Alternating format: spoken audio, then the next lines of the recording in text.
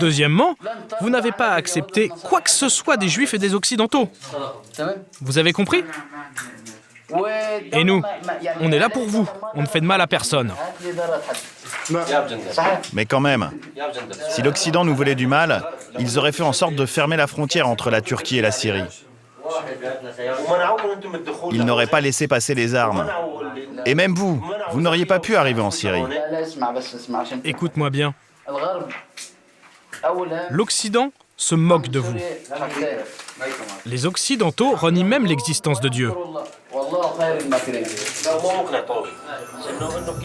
Ces jeunes révolutionnaires d'une vingtaine d'années sont une cible idéale. Difficile alors d'arrêter l'infiltration des djihadistes. Une stratégie inattendue va leur permettre de s'enraciner. Bachar al-Assad, le président syrien, ne les bombarde pas. Il va concentrer ses frappes sur l'armée libre syrienne.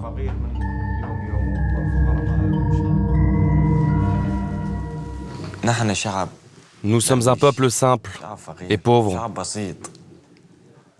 Bachar al-Assad nous a dirigés d'une main de fer pendant 40 ans.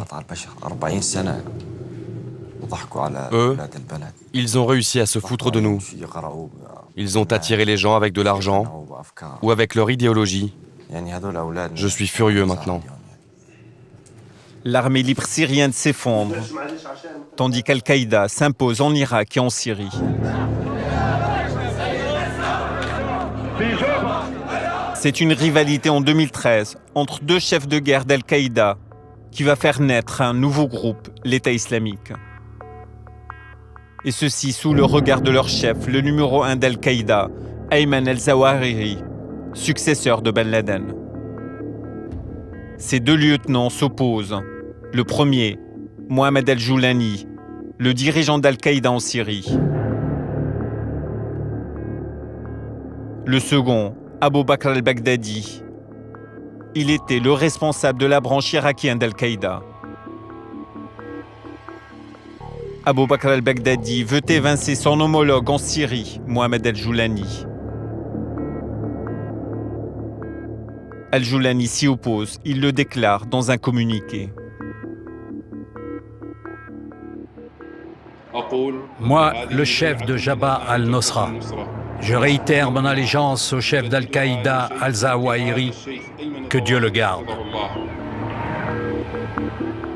Désavoué par les deux autres leaders, Abu Bakr al-Baghdadi décide de quitter Al-Qaïda. Il choisit l'indépendance et s'autoproclame l'émir des croyants. C'est donc en mars 2013 qu'al-Baghdadi déclare la naissance du groupe État islamique. Écoutez-moi, mes frères. D'après la loi divine, il n'y aura sur cette terre que ce qui est écrit par Dieu. La charia doit être appliquée et les frontières doivent disparaître. Un nouveau drapeau est né. Il le plante entre l'Irak et la Syrie.